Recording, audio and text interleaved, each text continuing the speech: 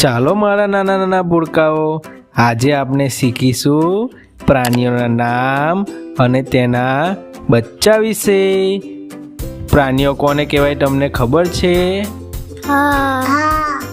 તમે રસ્તા ઉપર અને ઘરે કૂતરા, ભેંસ, ગાય બધું તો જોયું જ હશે ને? તો તમને ખબર છે કે એમના બચ્ચાને શું કહેવાય? તો ચાલો આજે આપણે જાણીએ પ્રાણીઓના બચ્ચા વિશે. આને તો તમે જોયું જ હશે, જેનું આપણે રોજ દૂધ પીએ છીએ. આને ગાય કહેવાય અને તેના બચ્ચાને વાછરડું કહેવાય. શું કહેવાય? વાછરડું. ગાયના બચ્ચાને વાછરડું કહેવાય. ગાયના બચ્ચાને વાછરડું કહેવાય. હા, તો ચાલો આને તો તમે જોયું જ હશે, આનું પણ આપણે દૂધ જ પીએ છીએ. આને ભેંસ કહેવાય અને તેના બચ્ચાને પાડું કહેવાય. શું કહેવાય? પાડું. ભેંસના બચ્ચાને પાડું કહેવાય. ભેંસના બચ્ચાને પાડું કહેવાય. હા, આને તો તમે જોયું જ હશે, જેને આપણે પાળીએ છીએ અને રોજે જોઈએ છીએ. તો આને કૂતરો કહેવાય. કૂતરાના બચ્ચાને ગલુડિયું કહેવાય. શું કહેવાય? ગલુડિયું.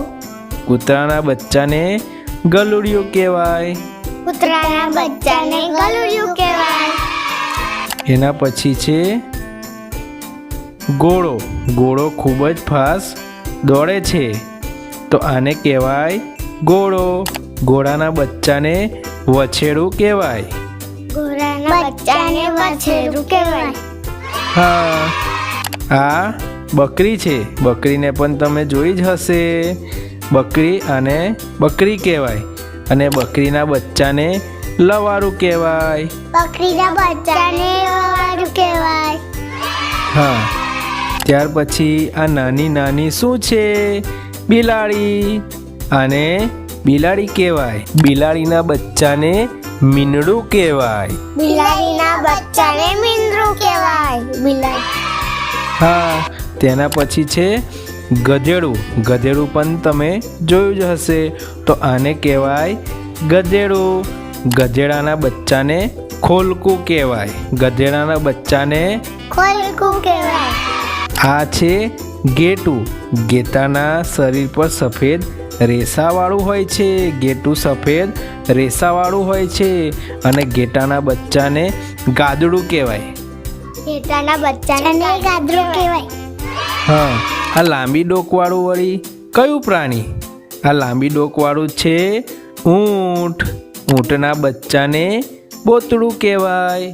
ઊંટના બચ્ચાને બોતરું કહેવાય. હા, અરે બાપરે, આ વિશાળ અને જાડો પાડો શું છે? હાથી.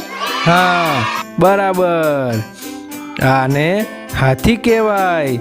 હાથીના બચ્ચાને મદનિયું કહેવાય. હાથીના બચ્ચાને મદનિયું કહેવાય. હા, આને તો તમે જોયું જ હશે, જ્યાંને ત્યાં ઝાડ ઉપર કૂદકા મારે. અને વાંદરો કહેવાય અને વાંદરાને બચ્ચાને તો માકડું કહેવાય. વાંદરાના બચ્ચાને વાંદરું કહેવાય. હા, આ છે સાપ. એ સાપના બચ્ચાને કણો કહેવાય.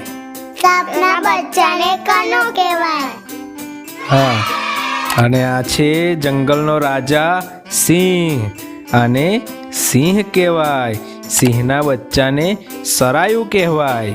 સિંહના બચ્ચાને સરાયું કહેવાય. હા,